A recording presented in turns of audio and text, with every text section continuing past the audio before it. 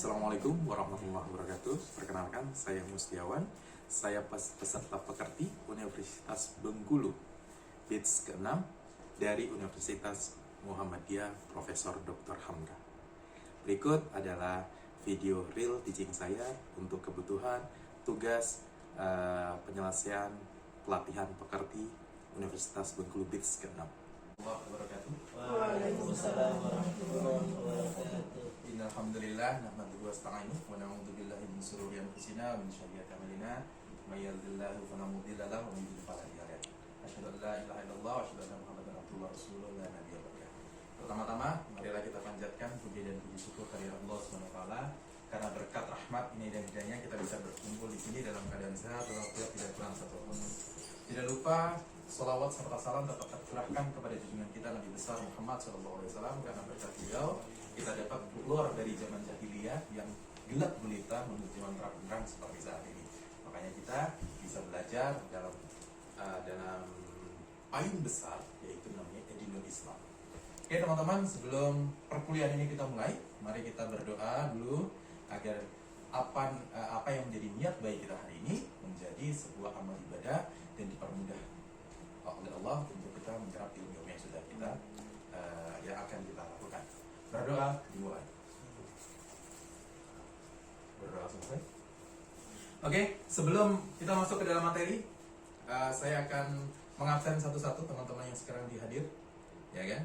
Siapa tahu ya, ada yang sekarang lagi berhalangan, mungkin lagi galau gitu kan, lagi galau karena habis diputus pacarnya, mengambil jatah untuk tidak hadir yang 3 kali. Mbak Giva ada? Oh, ada. Mbak Zahra? Ada. Akil? Ada. Oke, semuanya ya, anggap sudah hadir semuanya. Oke, teman-teman, hari ini kita akan kembali lagi pada materi filsafat dan komunikasi. Kalau pada pertemuan kemarin kita sudah sedikit membahas kontrak belajar dan sebagainya terkait dengan filsafat, kita akan coba berbicara terkait dengan filsafat. Tapi sebelum untuk kita lebih dalam menelusuri, mengenal lebih dalam apa itu filsafat dan komunikasi, ada beberapa hal yang ingin saya sampaikan terkait sub MK, pencapaian belajar kita. Harapannya dengan mata kuliah, dengan penjelasan hari ini, pemaparan materi hari ini, mahasiswa mampu menjelaskan dan menganalisis fenomena terkini dalam perspektif filsafat komunikasi dengan menggunakan 3 pilar filsafat, yaitu ontologi, epistemologi, dan aksiologi. Oke? Nah, teman-teman, ini sebelum kita belajar, biar lebih semangat lagi, sebenarnya teman-teman duduk di sini sebagai orang komunikasi itu maunya seperti apa sih sebenarnya? Gitu. Apa sebenarnya yang diharapkan? Atau ya karena kemarin nggak lulus STP apa? Itu kan, atau yang lain nggak bisa masuk, nggak bisa masuk kedokteran, jadi nyasar aja di komunikasi ya. Tapi ini akan kita coba cas biar teman-teman biar tetap semangat, bagaimana teman-teman bisa tetap fokus belajar terkait dengan apa itu komunikasi, menjadi sarjana komunikasi. Ya, tidak suaranya nih. Dari YouTube itu Pak.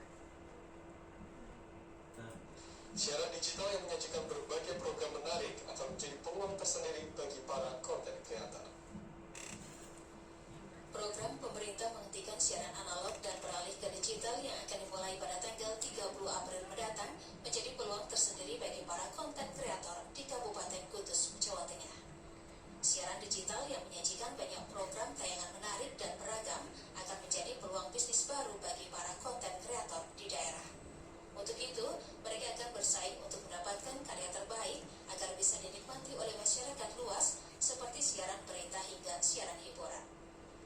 Menurut salah seorang konten kreator berita di Kabupaten Kudus, dengan adanya migrasi siaran analog ke digital menjadi tantangan tersendiri bagi para konten kreator karena akan memunculkan banyak program baru, sehingga dirinya dituntut untuk terus mengembangkan kreativitasnya agar bisa bersaing dengan kreator lainnya. Sebagai konten kreator, terutama media digital ya, itu kita sangat mengapresiasi dengan adanya migrasi analog ke digital itu sebagai wadah untuk kita sebagai kreator menuangkan hasil karya kita. Digital ini kan gambarnya juga lebih jernih, lebih bagus gitu. Jadi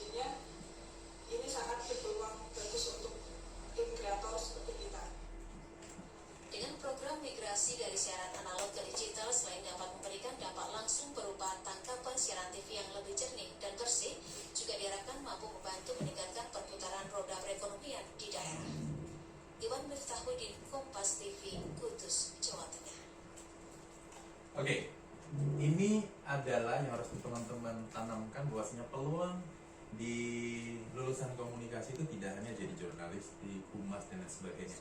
Sekarang tidak perlu bergabung dengan korporasi apapun, kita bisa menjadi orang yang produktif, menjadi konten kreator, terlebih di era 4.0 atau 5.0 yang sekarang ini lagi mau berkembang. Tetapi ada yang harus membedakan bagaimana lulusan komunikasi dengan lulusan lain. Karena mungkin teman bisa ngomong, gak hanya lulusan komunikasi Pak yang bisa jadi content creator, tetapi yang lain. Tetapi inilah yang akan menjadi dasar bagaimana kita bisa menyajikan konten-konten yang lebih kreatif dan yang lebih komunikatif. Karena kita sebagai lulusan komunikasi, maka yang harus dimiliki dasar salah satunya adalah berfilsafat. Apa filsafat itu? Pak, bikin konten, bikin postingan aja kok pakai berfilsafat Pak, tinggi banget. Nah, sekarang saya tanya kepada teman-teman, ketika saya mengatakan kata filsafat, di benak teman-teman ada apa? Mbak Gevi, siapa namanya? Giva. Siapa apa? Ketika saya ngomong filsafat, satu kata di benaknya ada apa terlintas? Ilmu. Bertanya. Apa?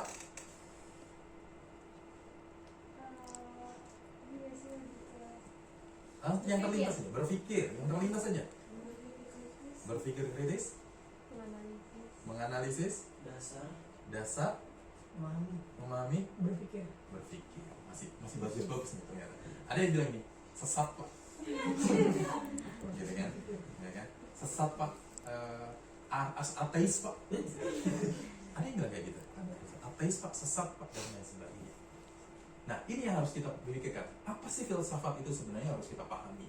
Karena itu adalah dasar teman-teman melakukan aktivitas apapun, menjadi sebuah alasan apapun. Oke? Sebelum kita mengenal lebih jauh, ya, kita akan lebih dalam mengenal terkait dengan filsafat. Filsafat yang seperti apa? Oke, ini adalah kuis yang harus teman-teman mainkan, ya kan? Silakan cocokkan, gitu kan? Linknya sudah saya kirim ke grup. Nah, gitu, itu mekanismenya. Oke, silakan. Nanti akan saya lihat hasilnya bagaimana Anda memahami ini semua. Ya, dari mulai apa itu aksiologi, apa itu berpikir kritis, epistemologi, dan lain sebagainya.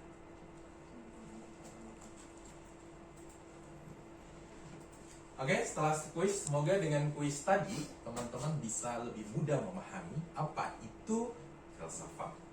Ya, kalau misalnya ada yang salah sedikit wajar ya. Oke. Nah, tak kenal maka tak sayang, ya kan? Tak sayang maka tak cinta ya sudahlah, lepaskan saja, ngapain harus ditahan-tahan kan? Karena yang bertahan dengan kegelisahan tanpa cinta itu rasanya menyiksa, gitu kan? Nah, kita akan berbicara terkait dengan filsafat. Nah, kalau kita ngomongin secara etimologi atau secara bahasa, filsafat itu berasal dari dua kata, ya kan? Filosofia, philos dan sophia. Siapa yang namanya di sini Sophia? Nggak ada. Nah, Anda kurang beruntung. Sophia itu memiliki arti kebijaksanaan, berarti wanita-wanita yang bijaksana Sophia itu. Ya, Sophia juga, gitu kan? Nggak tahu loh, lajibannya apa itu, Sophia itu bijaksana. Philos adalah cinta, senang, suka. Jadi secara etimologi kita bisa ambil satu garis kesimpulan bahwasanya filsafat itu adalah pencarian kebijaksanaan. Jadi kita itu mencari untuk melakukan proses kebijaksanaan. Ya, itu secara etimologi. Bagaimana Pak dengan secara terminologi? Kenal Om yang di sebelah sana? Siapa?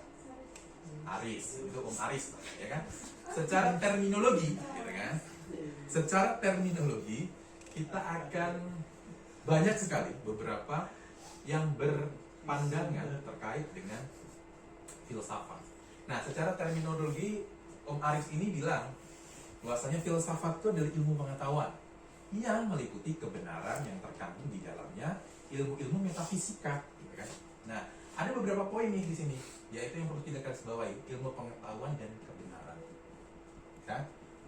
Om Plato juga bilang tuh bahwa pengetahuan itu yang berminat untuk mencapai pengetahuan dan kebenaran. Ada dua kata perlu kita garis bawahi dalam memaknai sesuatu, yaitu pengetahuan dan kebenaran. Oke? Om Roussel juga bilang, bahwa filsafat itu sesuatu yang di tengah-tengah antara teologi dan sains. Jadi sains itu terkait dengan ilmu pengetahuan lagi. Teologi terkait dengan apa? Keyakinan. Keyakinan itu ya terkait dengan kebenaran yang kita miliki. Mbak yakin nggak agama Mbak itu Islam? Yakin nggak? Yakin. Kalau nggak yakin, kacau juga nih. Yakin berarti itu menganggap bahwasanya agama Islam itu benar, benar nggak? Karena yakin. Ya, paham ya dari sini besar ya. Jadi ada garis merahnya, ada benang merahnya, benang merahnya yang mengatakan bahwasanya oh ini hampir sama. Titus juga sama, Titus.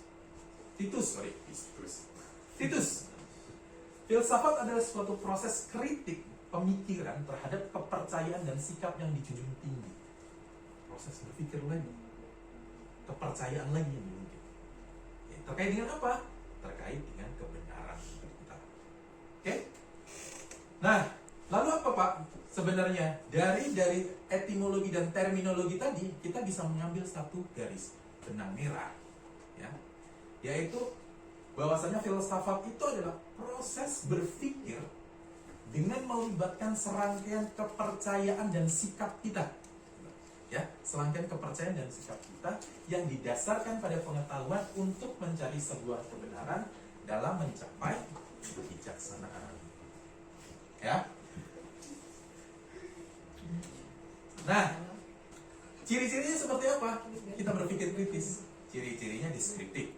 Berarti orang yang berpikir kritis atau berfilsafat itu mampu mendeskripsikan dengan utuh, menjelaskan sesuai dengan uraian-uraian yang ada, ya kan? Terus kritis, mampu mempertanyakan segala sesuatunya secara mendalam. Makanya kalau ada orang bilang radikal, gitu kan?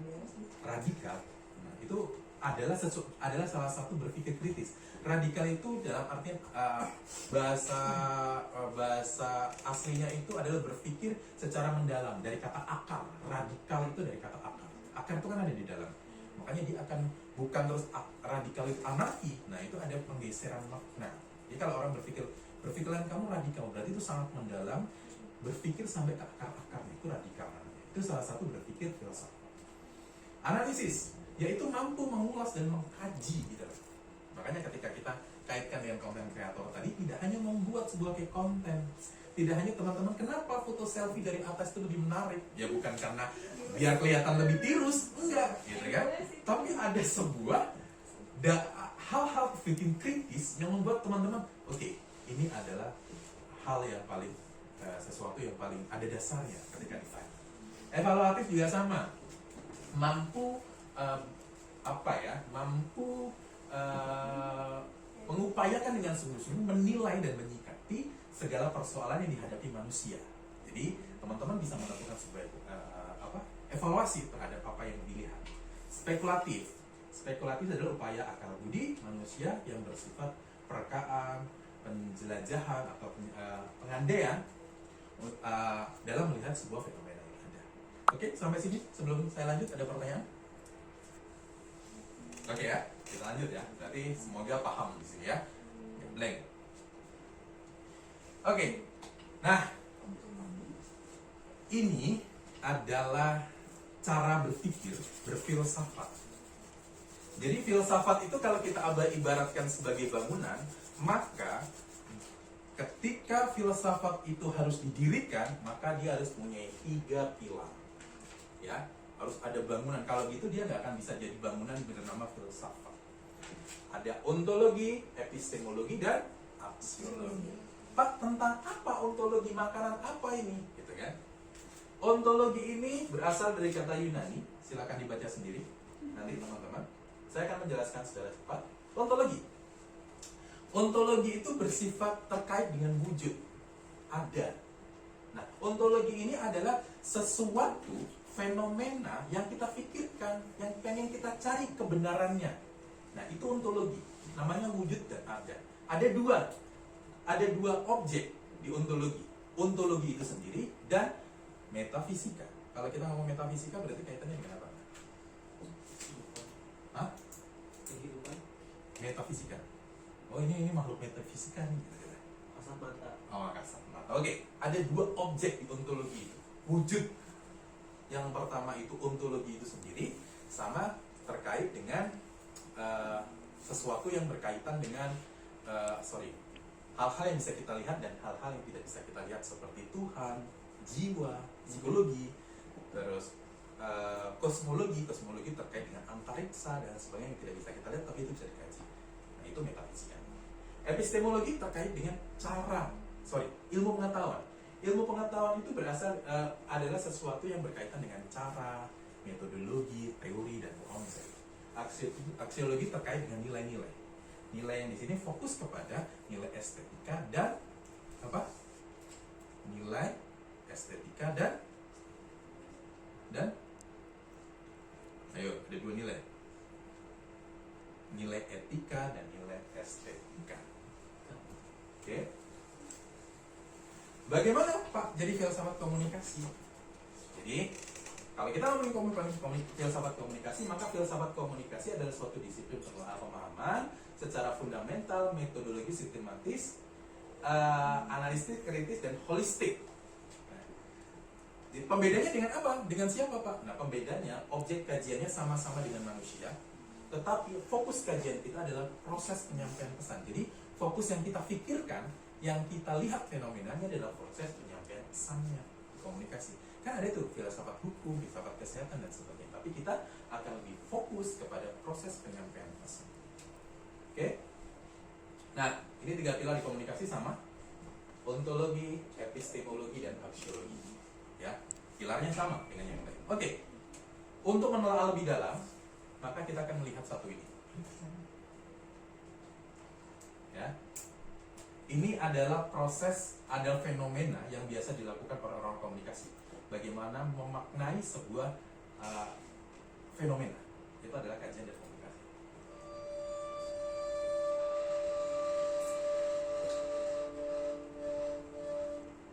Mereka bilang kamu cantik. Ada badanmu lebih langsing lagi, lemak di perutmu masih memblambir, kamu aja diet, potong kegiatan makanmu, olahraga tiap sore. Tapi terlalu cekin juga gak enak dipandang, kamu kelihatan seperti orang sakit dan kurang gizi. Mereka bilang kamu cantik, andai riasan wajahmu gak terlalu menor, cantik itu mesti terlihat natural. Tapi natural bukan berarti bebas dari make up, nanti wajahmu pucat, siapa yang mau menatap? Mereka bilang kamu cantik, andai kulitmu putih, tapi jangan terlalu putih, nanti pucat seperti mayat. Kamu cantik juga, andai terlihat eksotis, tapi jangan terlalu banyak berjemur, nanti kulitmu malah coklat kumal, bahkan hitam legam, dan sudah pasti itu gak cantik. Mereka bilang kamu cantik, ada rambutmu hitam, berkilau dan lurus, rambut keriting membuat wajahmu jadi terlihat bulat, kamu gak cocok berambut panjang, wajahmu terlihat tenggelam, tapi jangan dipotong terlalu pendek, rela dikira cowok. Kenapa gak tampil trennya dengan rambut diwarnai? Tapi hindari warnanya itu ya, terlalu kejreng kayak lampu neon. Tampilan rambut menjadi salah satu bagian dari perempuan yang kerap mendapat perundungan. Si keriting, si gimbal, si kribo, dengan entengnya mereka memberikan julukan itu. Coba bayangkan betapa menjenuhkannya bila semua perempuan harus punya rambut yang lurus, hitam, dan panjang. Tak ada yang harus seragam di penampilan kita. Kita dibekali sesuatu yang seringkali lebih cantik dari yang kita udah. Kamu yang keriting, kribo, atau memutuskan punya potongan super pendek, kenapa harus terganggu dengan ekspektasi orang lain? Kekayaan ekspresi itu punya pesonanya sendiri. Toh fungsi rambut tak sekedar estetika belaka, melainkan identitas yang melekat kuat. Warna rambut menggambarkan kepribadian. Gaya rambut menunjukkan keseharian, bahkan seuntas rambut bisa mengungkap asal-usul kita sebenarnya. Rambut bukan benar-benar mahkota apabila perempuan tak bisa percaya diri mengekspresikannya. Mayoritas perempuan ingin tampil cantik dan tak ada yang salah dengan itu.